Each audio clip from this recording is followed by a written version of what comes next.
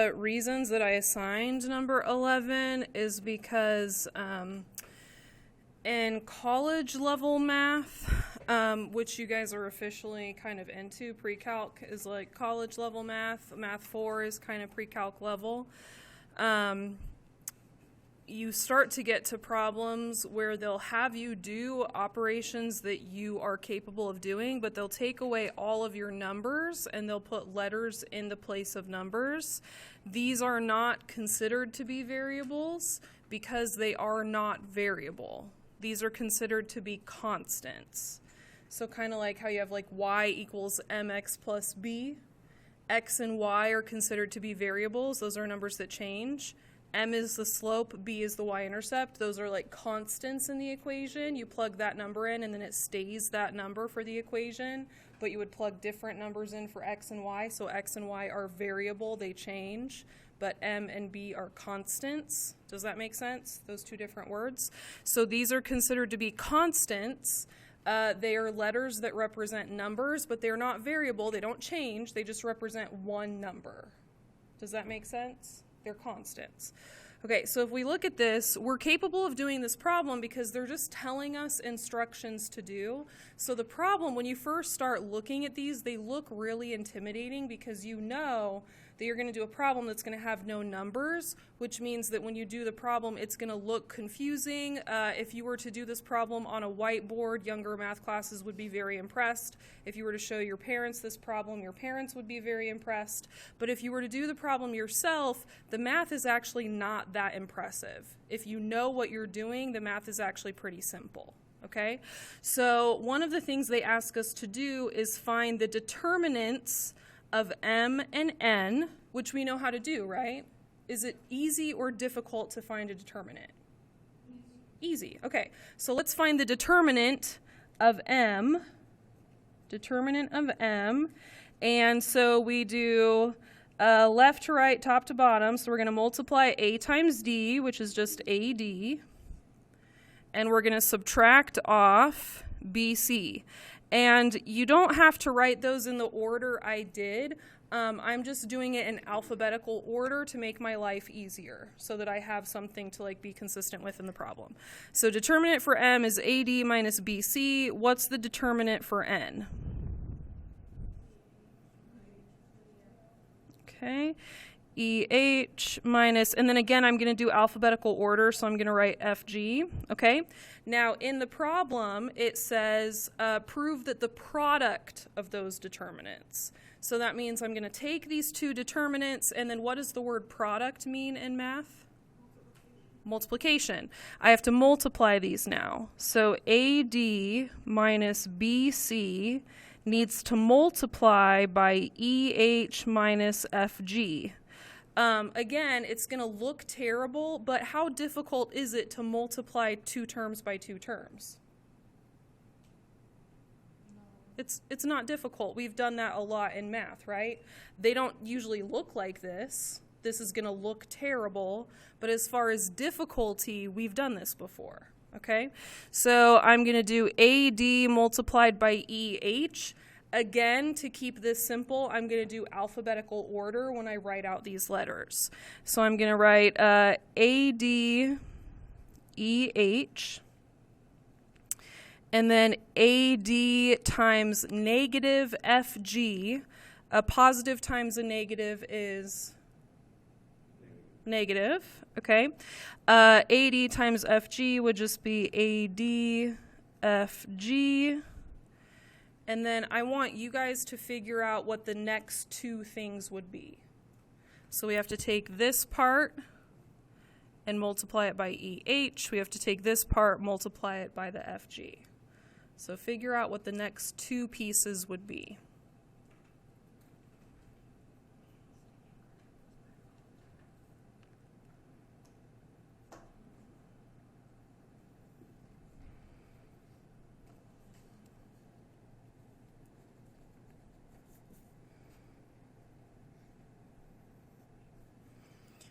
So we should get minus BCEH. Did everyone get that? And then plus BCFG. Everyone get that? Okay, so that's half the problem. We're done with the first half. The second half says that we are going to prove that that stuff we just got equals the determinant of the matrix product Mn. So now we're taking the M, we're taking the N, and we're multiplying them together. So M is A, B, C, D. N is E, F, G, H. Again, it's going to look terrible, but how difficult is it to multiply a 2 by 2 matrix times a 2 by 2 matrix? Have we done that with difficulty before? No, it's not bad. Okay, so my left finger is going to go across the row. My right finger is going to go down the column. Okay, so when I multiply these, what do I get?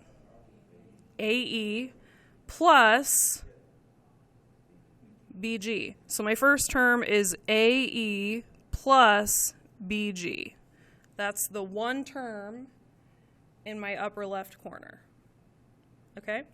My second term is going to go in the upper right corner, so I'm going across the first row, second column. So what do I get? AF plus BH. Okay? Now I want you guys to figure out what the second row should be.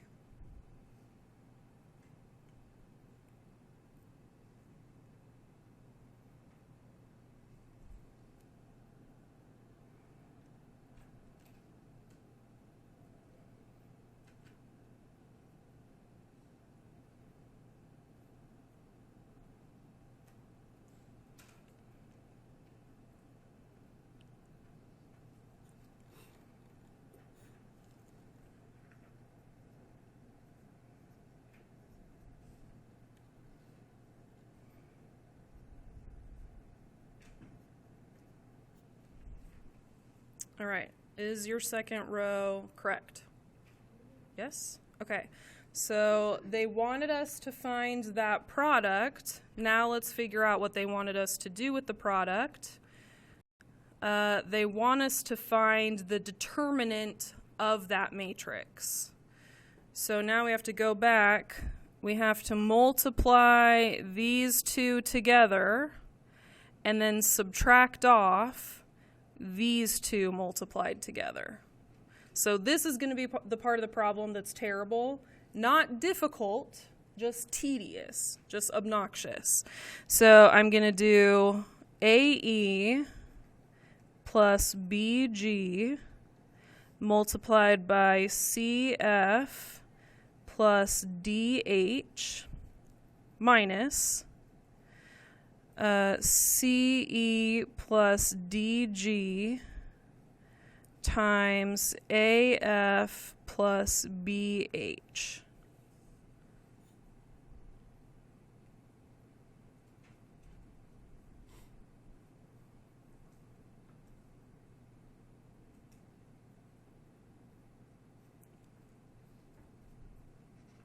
Do you guys see how this problem is a lot more impressive looking than it actually is?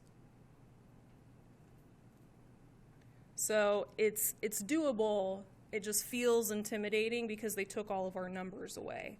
But as far as operations go, it's not any operation we haven't done. We've done all of these things.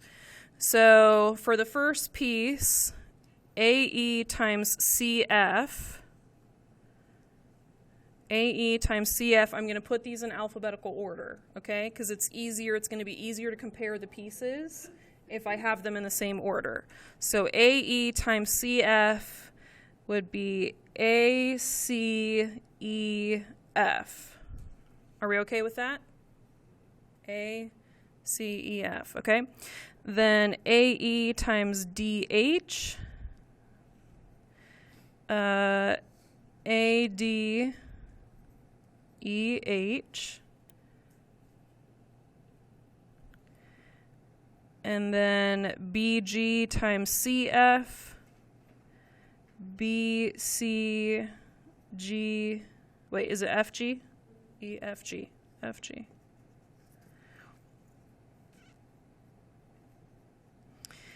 and then BG times DH, BD, GH, GH. Whew, had to think of my alphabet there.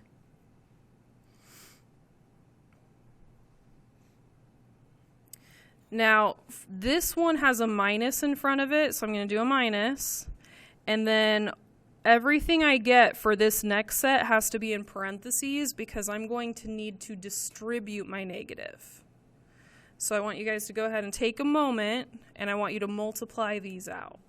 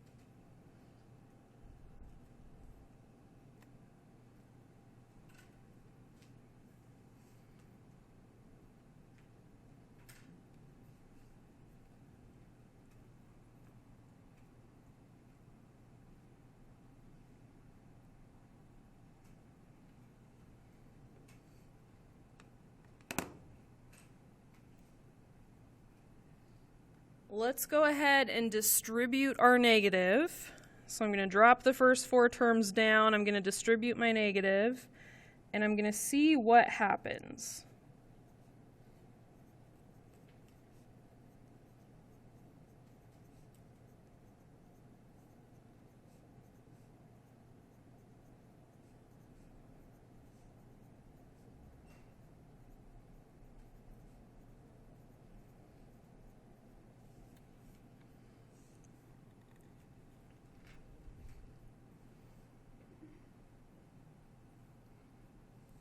So the instructions said to prove that these were the same.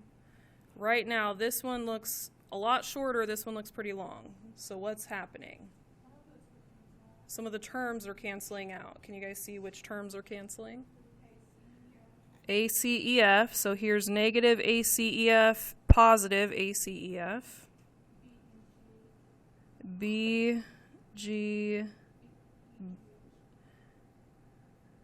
BDGH. Okay. And then we're left with the same terms. ADEH, negative ADFG, negative BCEH, positive BCFG. So we did what they asked. We proved that they're the same.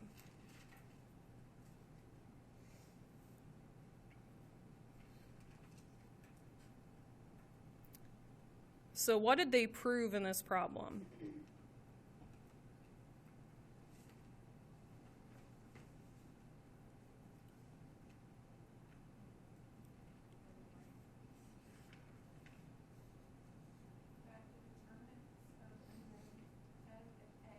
Mm-hmm.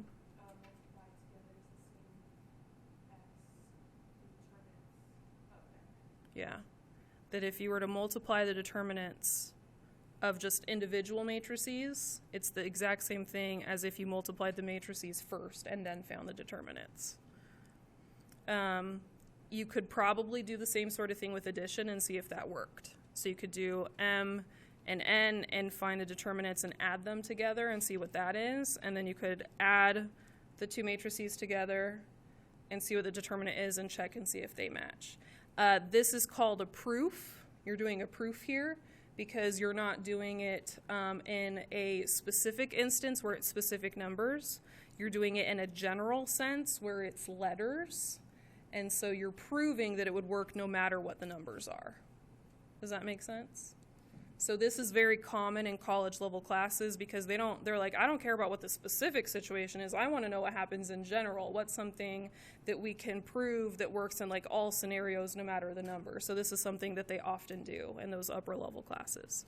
Okay, we feel better about number 11. We can kind of see what they were asking for. Was the problem as bad as you thought? Yeah, not once we got into it. So the key for problems like this, because once you look back at it, the directions told you exactly what to do. You just had to try to not be intimidated by what they were asking. Does that make sense? And that's generally true when problems do this. So if you see a problem with all letters, it's usually okay. You just have to not be intimidated. You just have to walk through the problem. Yeah. Yeah, we can do 37. So 37 referred to problem 5 right up here. So what they did is they said, we're going to start off by having a coding matrix. So we're going to have a matrix that we're going to multiply our information by, and we're going to use that to like take information that we want to keep secure. In this case, it was a credit card number. In the case of number 37, it's a phone number. And we're just going to use it to code that number to make it so that the average person can't tell what it is. So here, if the coding matrix is a 2x2 matrix, we know that at least some of the information has to match up so that we can multiply that, right? So what they did is they took the credit card number, and credit card numbers are 16 digits, and instead of making it a 1x16 matrix where it was one row with 16 columns, they took that 16-digit credit card number and they broke it up into 2 rows of 8 digits. Everyone see how they did that? So they took the 4, 1, 7, 3, 1, 2, 3, 4, they put that in the first row, and then they did the second 8 numbers in the second row. So for number 37, if we go down to the end, you have here, how many digits is this? 10? You have a 10-digit phone number. Use the coding matrix in problem 5. So we're using the exact same coding matrix that they did in problem 5. And we're going to multiply it by that phone number. So if we have a 10-digit phone number, we can't let that be a 1x10 matrix, because if we do that, we can't multiply it by a 2x2 coded matrix. Does that make sense? So how are we going to have to change that phone number so we can multiply it by a matrix? We're going to have to make it a 2x5. Okay, so I'm going to take that phone number. I'll write down the matrix in a second. I'm going to make that phone number a 2x5, and it's 555 for the first 3 digits, and then 35.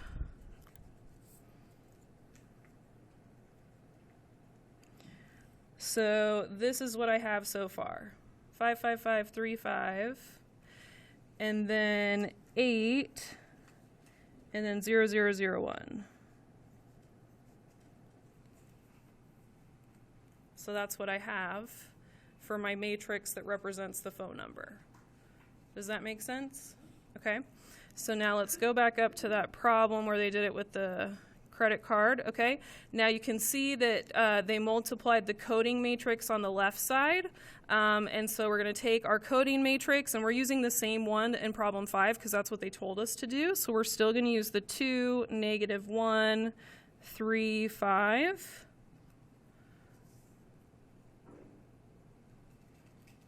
So this is a special phone number. Maybe this is like, I don't know, Taylor Swift's phone number or something, and they're trying to like give it to one of her bodyguards, but they don't trust the phone they're texting it to. Who knows? I don't know.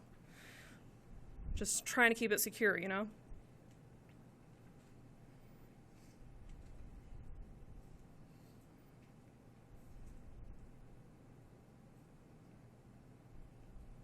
Okay. And so we're going to go ahead, and if you multiply a 2x2 times a 2x5, what matrix are you going to get as a result? A 2x5. Okay, so let's go through and let's get our coded matrix. So we're going to get, what's our first digit going to be? 10 minus 8 is 2, okay? And then we're going to get 10, 0, so 10. And then we're going to get 10, 0 again, so 10. And then we're going to get 6 and 0, so 6. And then we're going to get 10 minus 1 is 9. Okay, so there's the first row. And then for our second row, we're going to get 15 plus 40, 55. And then we're going to get 15 plus 0, so that's just 15. And then we're going to get 15 plus 0.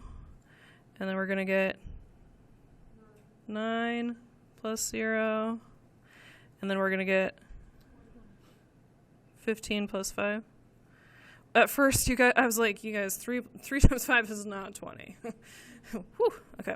So they would say if they were taking this and they had just used a matrix to code it and they were sending the phone number to somebody else, they would be like, oh, the phone number is 2, 10, 10, 6, 9, 55, 15, 15, 9, 20. That's what they would send to someone else. Does that make sense? And then that person would be like, okay, and what's the code? And then they would write it as a matrix, and then they would find the inverse, and then they would decode it. Yeah. Do I think that's real? I think that, well, there's enough about matrices and coding. I don't think the matrix would be a 2x2. I think it'd be a lot more complicated, and it'd probably have to do with computers and systems and stuff, but yeah. I've seen, if you start to look into matrices, there's a lot about coding in there, and stuff with coded messages and stuff. Yeah. Do I think they would do it like this? Probably not. I think.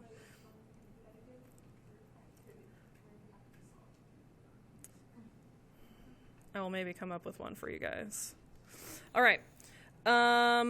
Let's go ahead and put this away. So go ahead and turn in your assignments. Second plus 7, 1, 2.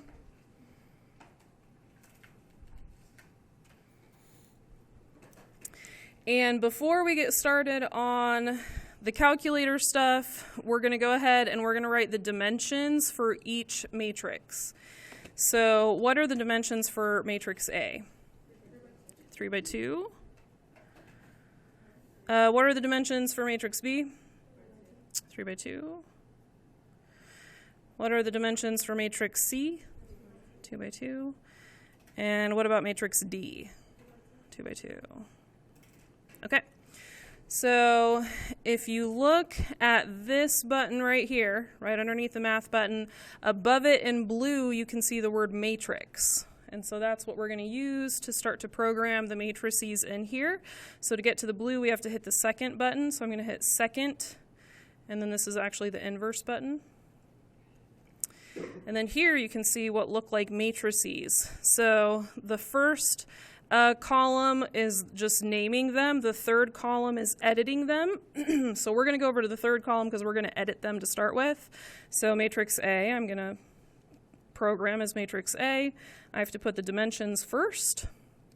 So I'm just typing the numbers. I'm pressing enter after I type each number. And then 5, -9, -2, 7, 0, 11. And then I'll do it again. So second matrix, and now you'll see those dimensions in there because we already programmed that one. So go over to edit, go down to matrix B, it's a 3 by 2. Plug those in, 6, 8, 21, -3, 12, -0.5. Edit. Oops.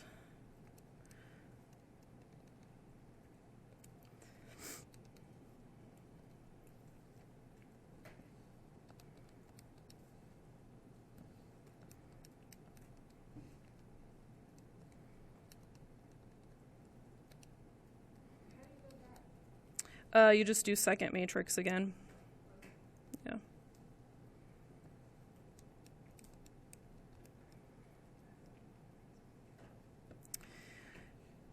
And then if you want to get back out of that so that you're back to your regular screen, you're just going to hit second mode, which is quit. So second quit, I'm just going back to my regular screen. And this is where we start to get mad, because if you want to know what 3A is, you just type 3 and hit second matrix. And now we're not editing, we're just typing it in. So I want 3A, I'm going to press enter on A. 3A, there it is.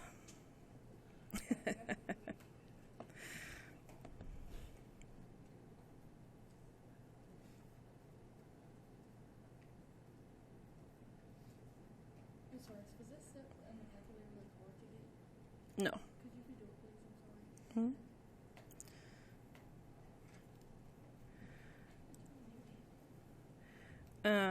So to do A times B, you're going to do second matrix, and then for you, Delana, you're going to go over to edit. It's underneath the math button. And you're going to go over to edit. That's how you plug them in.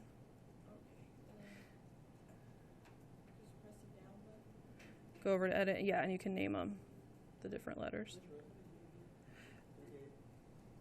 So if you want, for number 5, if you want to do A times B, you're going to do second matrix, and on the A, you're going to press enter, and then you're going to do second matrix, and then go down to B and press enter, and you've got A times B.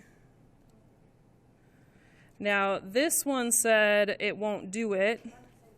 Why would it not do A times B? It's a 3 by 2 matrix multiplied by a 3 by 2 matrix, and this is a problem, right?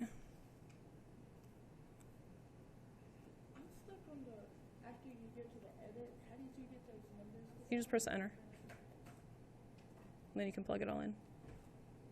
So you say what the dimensions are, and then you start typing the numbers. If we wanted to do A times C, though, we should be able to do A times C. So now I can do second matrix, I can do A. Second matrix, I can do C. A times C is not a problem. The dimensions for A times C are good.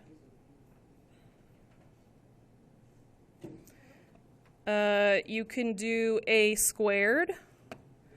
So second matrix, type in the A, hit the squared button. Why would A squared not work? Tell me why A squared would not work. Yeah, so A squared wouldn't work because you have a 3 by 2 multiplied by a 3 by 2. So it's not because the calculator can't square something, it's because the dimensions of a 3 by 2 are such that you couldn't square that matrix.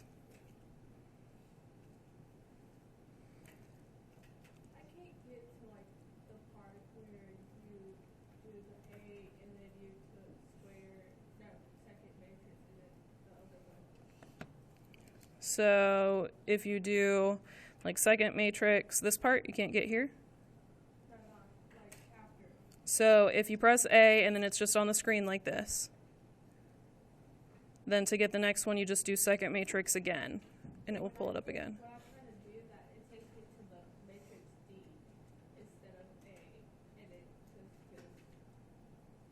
Let me come look. So the system that we're going to be solving is negative x minus 5y equals 26, and 9x plus 5y equals 6. So this is the problem that we're going to be doing. Negative x minus 5y equals 26. 9x plus 5y equals 6. So the first thing you're going to do when you see a system is you're going to write it as the product of two matrices. This side is going to be the product of two matrices. It's going to equal a matrix. And the way that you write that, remember, a matrix is just a way to organize information. So you're going to use the coefficients in the first matrix. So it's going to be -1, -5, 9, 5.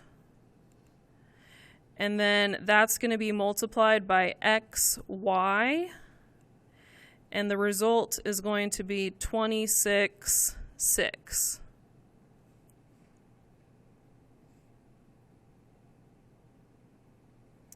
And if you think about how matrix multiplication works, this really makes a lot of sense. So remember, we go across the row and down the column. -1x minus 5y equals 26. 9x plus 5y equals 6. Does everyone see how that would work? So -1x minus 5y equals 26. 9x plus 5y equals 6. So we have a 2 by 2 matrix multiplied by a 2 by 1 matrix. And our resulting matrix is a 2 by 1.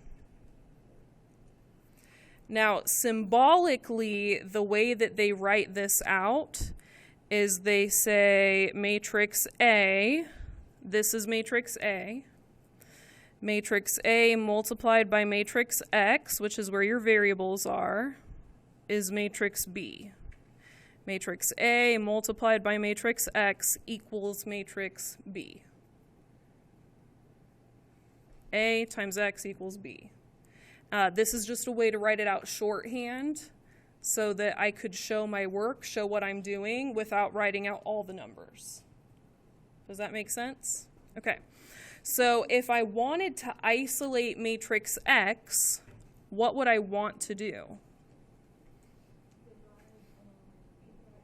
Yeah, I'd want to get rid of A, right? And when we want to get rid of matrix A, we want to multiply by the inverse, right? We've never learned how to divide matrices. That's not something we've ever talked about. We've never said an inverse, or we've never talked about dividing by a matrix. We've never practiced that. But we did learn how to find an inverse matrix yesterday. So we do know that there is such a thing as an inverse matrix. We know that this is a 2 by 2 matrix, and 2 by 2 matrices can have inverses as long as the determinant is not what number? 0. If you look at this, is the determinant 0? Definitely not, right? So the determinant always comes from, we take these two numbers we multiply together, subtract off those two numbers multiplied together. And that's definitely not 0. I don't know what it is because I didn't do the math, but it's definitely not 0. So I know that my matrix A does not have a 0 determinant, therefore it definitely has an inverse. Okay? So if I want to get rid of A, I just have to do the inverse of A to cancel this out, and then whatever I do to one side of the equation, I have to do to the other side of the equation. Okay? So I'm going to do matrix A's inverse on the left side of the equation, and the order that I multiply things matters, right? We learned that about matrix multiplication. It matters. If I multiply something on the left side, if I multiply it on the right side, it matters. It would make a different answer depending on what side I do it. So if I'm going to multiply the inverse of A on the left side so that I can get these right next to each other so that they actually cancel out, then when I do it on the other side of the equation, I should also do it on the left side of that matrix. I'm going to take matrix B and I'm going to multiply by A inverse, and I'm going to do it on the left side of matrix B. I'm also doing that because if I were to take a 2 by 1 matrix and multiply by a 2 by 2 on the right side, I wouldn't be able to do that. Does that make sense? I'm making it so the dimensions work. Okay, so now I'm saying this and this are going to cancel, and I'm going to solve for my variables, and I'm going to have the inverse of matrix A multiplied by matrix B. That's how I'm going to solve for my variables.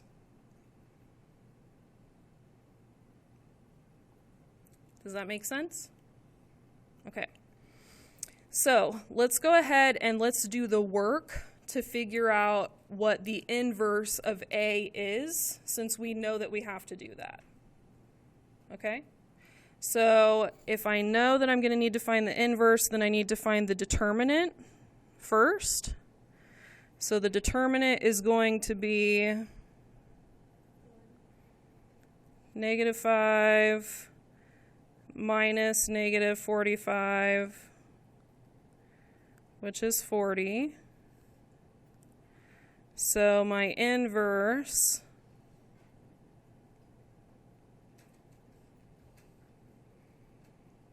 is going to be 1 over 40. And then do you guys remember how to find the inverse? Okay, so switch 5 and -1. And then the other two, what do we do? Switch the signs. Okay. And then what should I do? Distribute the 1/40th. Okay. So 5 over 40, is that a fraction that can be reduced? 5 over 40 is 1/8. So I've got 1/8, 1/8. Okay. 9 over 40? Can that be reduced? No? -9 over 40, -1 over 40.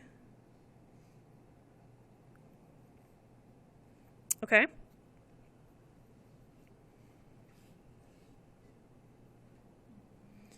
All right, so let's write down the work that we're doing now. So what I'm doing is I am taking -1, -5, 9, 5.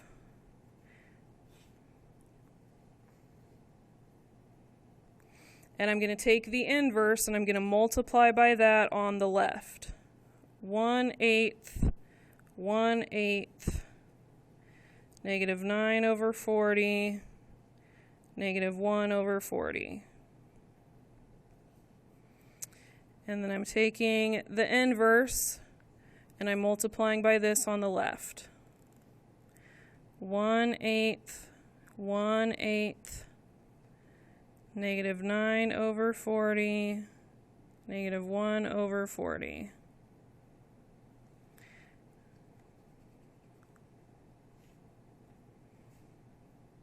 Okay.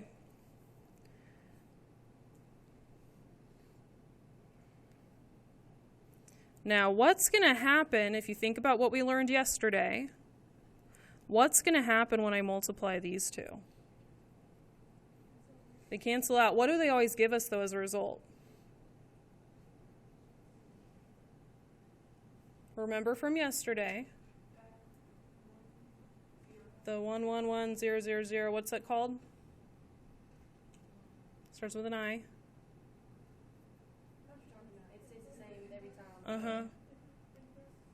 I, D, E, N. Identity matrix. It's going to give us the identity matrix, right?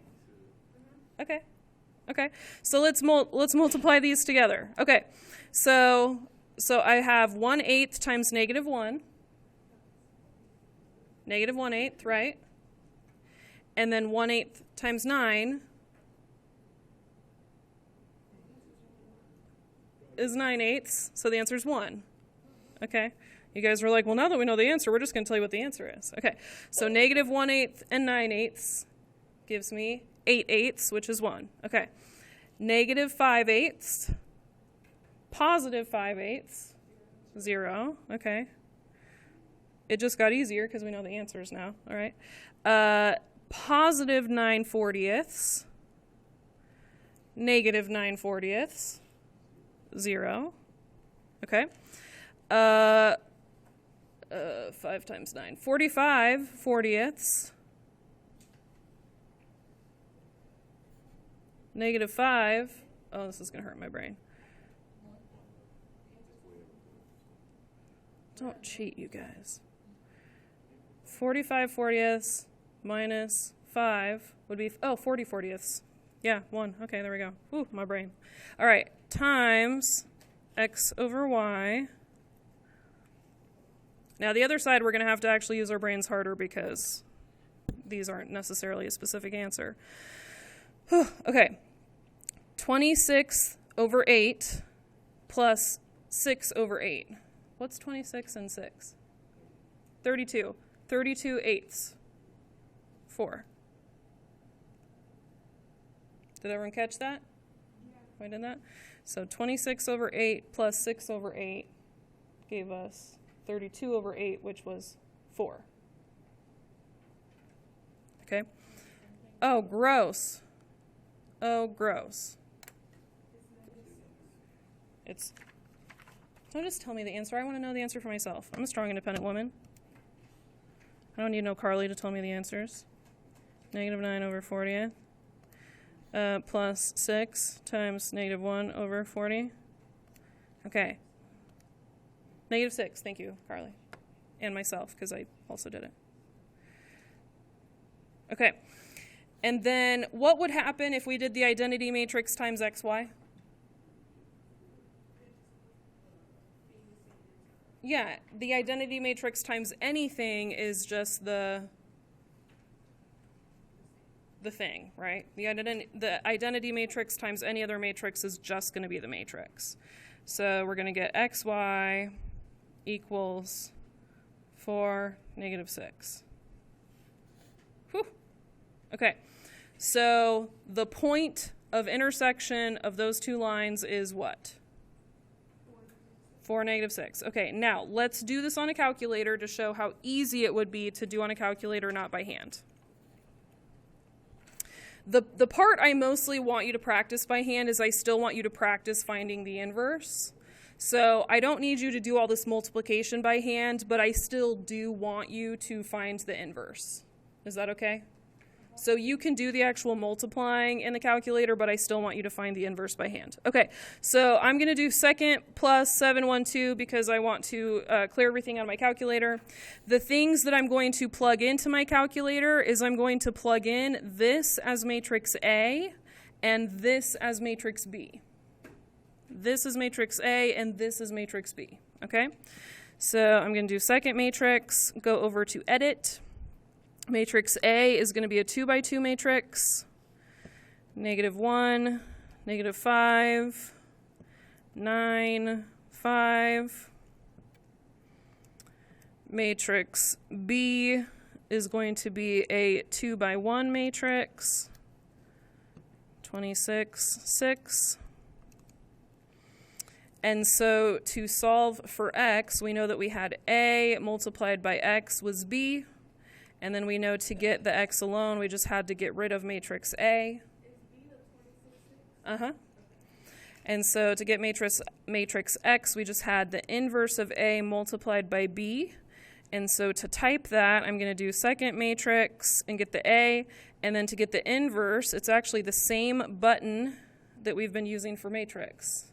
So I'm going to do A inverse. And then matrix B. Boom. And now you never have to solve a system again. Well, unless your teacher takes away your calculator. It's the same buttons, so you've been doing second to get to the matrix. It's that button, but without the second.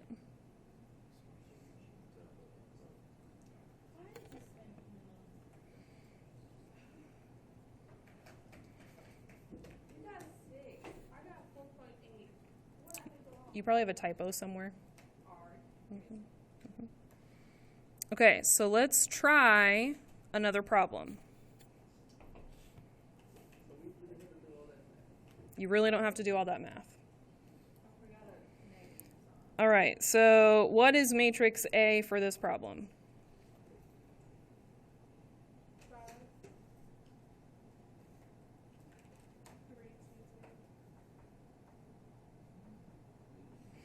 And then we've got XY, and then we've got 4, 8. Okay? Is this like an always be equation? Now, I did say I do want you to find the inverse, so let's go ahead and let's find the inverse. So what's your determinant for this one? 10 minus 6. What's 10 minus 6? 4. So the inverse is going to be 1/4 times the 2 and the 5 need to switch places and then change signs.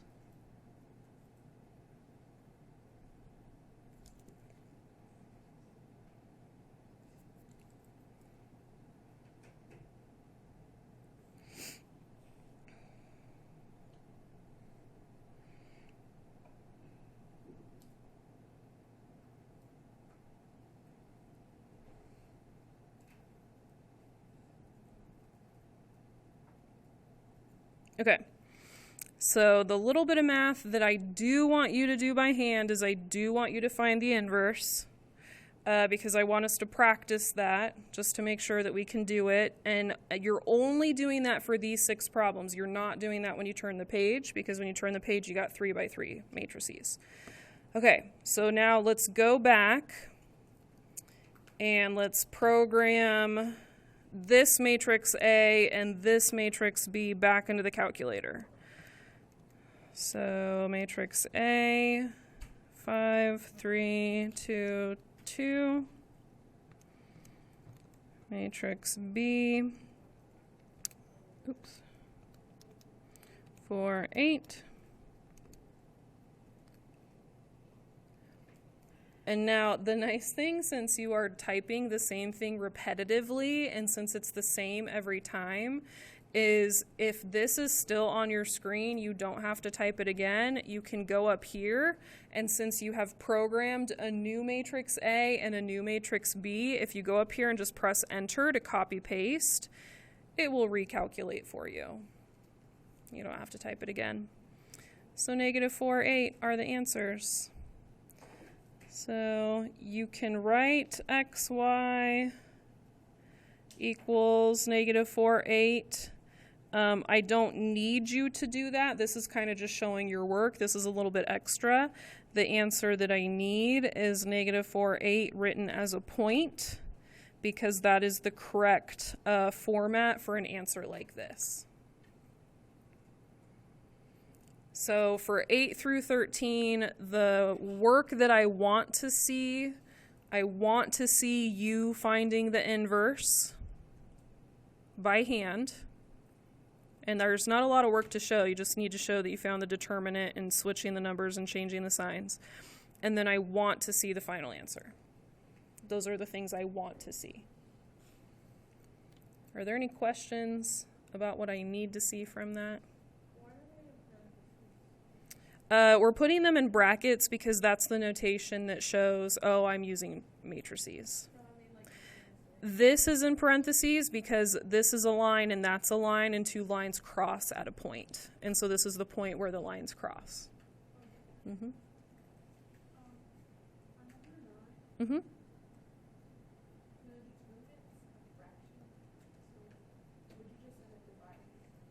Yeah, if you had something like, if it was like 1 over 1/2, 1 divided by 1/2 would be the same as 1 times 2 over 1.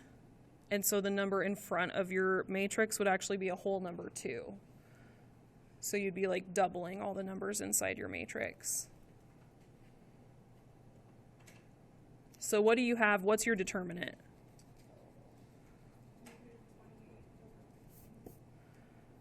What's your determinant?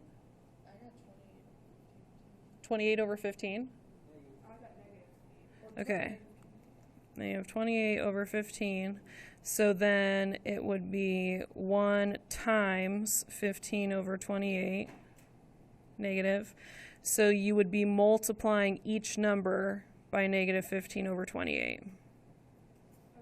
Yeah, and when you write down your inverse, you can check that to see if that answer is right when you write it down. Yeah. Mm-hmm.